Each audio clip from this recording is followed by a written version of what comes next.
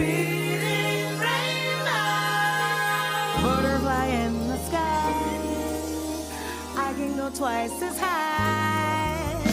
Take a look, it's in a book, a reading rainbow. I can go anywhere, friends to know and ways to grow. A reading rainbow. I can be anything. Take a look, it's in a book, a reading rainbow. Reading rainbow.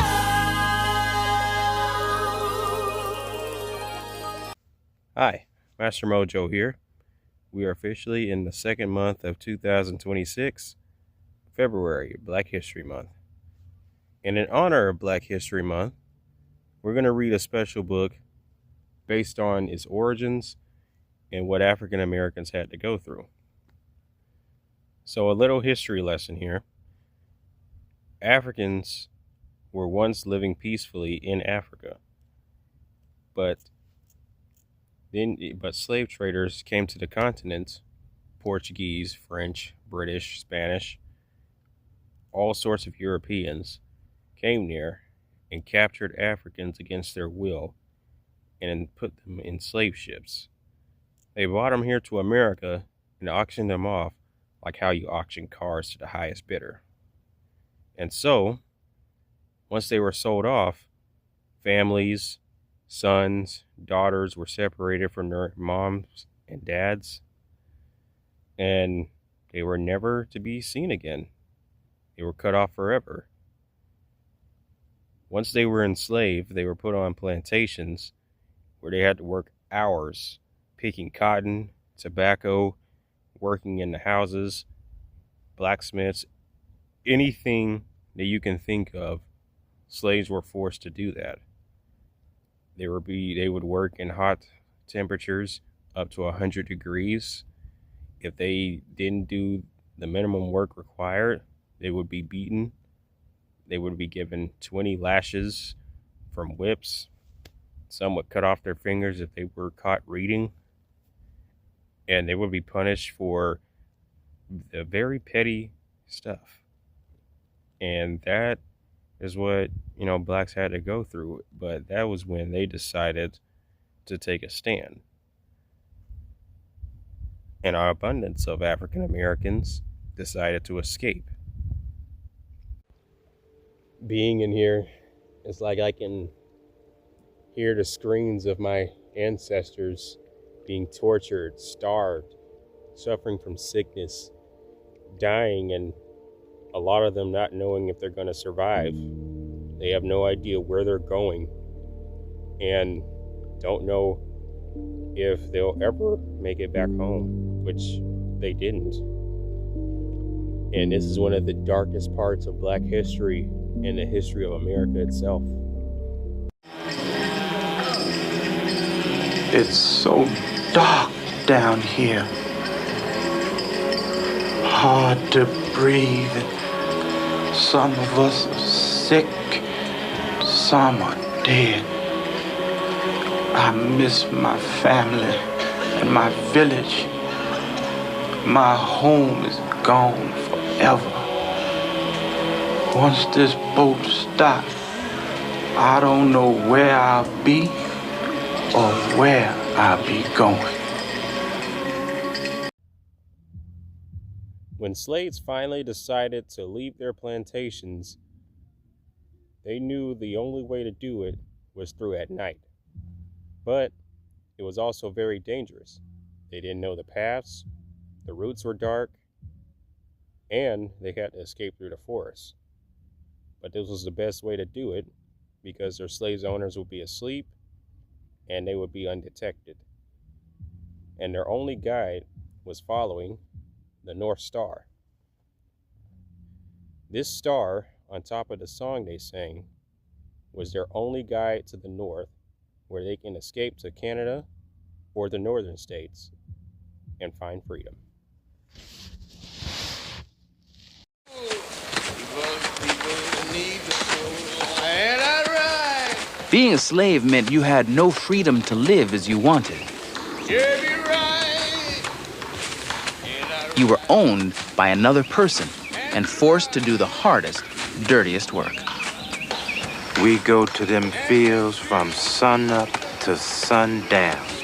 Tired and thirsty, Sunday your one day of rest.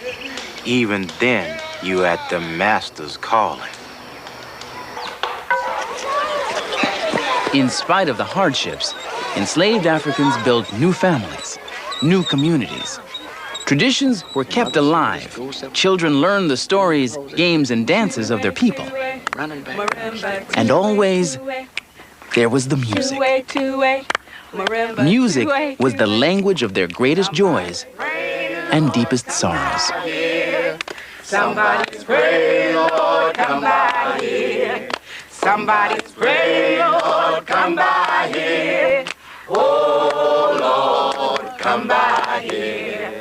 Somebody needs you, Lord, come by here. Many bore the burden of slavery. They survived and built their lives on the hope that someday their children would be free.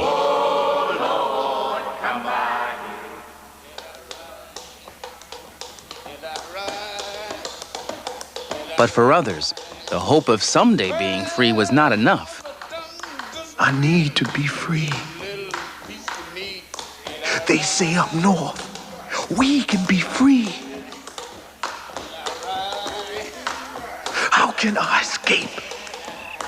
And escaping slaves sang a song about this, a song called Follow the Drinking Gourd.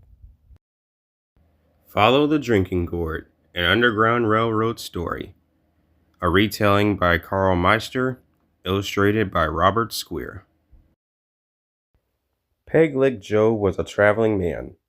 He enjoyed hot, muggy nights walking down dirt roads. He enjoyed meeting new people, but most of all, he loved to sing.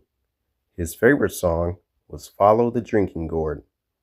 He loved this song because it was a secret map that helped slaves in the South find freedom in the North. Peg-Leg Joe worked as he traveled from plantation to plantation in the South. Sometimes he built shelters. Sometimes he worked in the fields. But at night around the campfire, Joe sang Follow the Drinking Gourd to the slaves. When the sun comes back and the first quail calls, follow the drinking gourd. The old man is waiting to carry you to freedom. Follow the drinking gourd.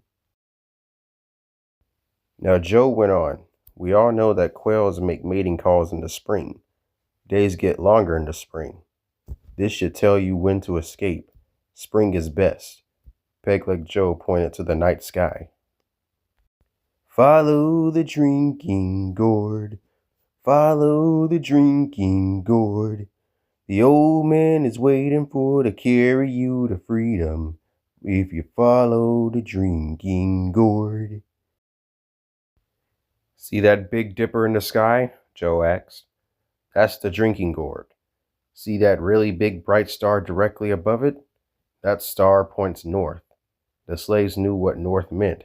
Freedom. The riverbank will make a mighty good road. The dead trees show you the way. Left foot, peg foot, traveling on Follow the Drinking Gourd. Listen up, Joe said. This is important. The first river in the song is the Toboggy River. Follow that waterway. The water will help you hide your scent. Slave catchers and their dogs can't track you in the water. Joe picked up a stick. He drew in the dirt and said, I mark dead trees on the path like this. He made a picture of a left footprint next to a circle. He tapped his wooden leg and chuckled. The circle is my peg leg. The river ends between two hills. Follow the drinking gourd. There's another river on the other side. Follow the drinking gourd. When the Tombigbee River ends, Joe said, you will see a mountain. From a distance, it looks like two hills. The river starting there is the Tennessee River. Stick to the left side of that river. It points north. Peg-Leg Joe knew this was a lot of information to remember. So he quizzed the people about what the words meant. "Who is the old man?" Joe asked. "He's you," a child said. "He's a preacher," one woman answered. "I know," a man said. "He's a Quaker." Joe smiled. "All of you are right. There will be many helpers along the way." Where the great big river meets the little river, follow the drinking gourd. The old man is waiting for to carry you to freedom if you follow the drinking gourd. The rivers in this part of the song are the Ohio River and the Tennessee River. The two rivers meet in Paducah, Kentucky. Paducah is near Kentucky's border with Illinois. "Do you know what is in Illinois?" Pegleg Joe asked. At this point, it got quiet around the campfire. Faces glowed, some people laughed, some cried, but they all whispered the same thing: freedom.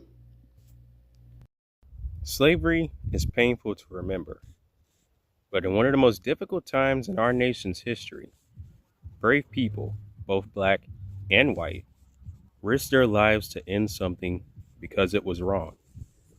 And from that terrible time came an important part of the legacy of African American culture: courageous heroes, inspiring songs, and unforgettable stories that all Americans can share. I'll catch you next time.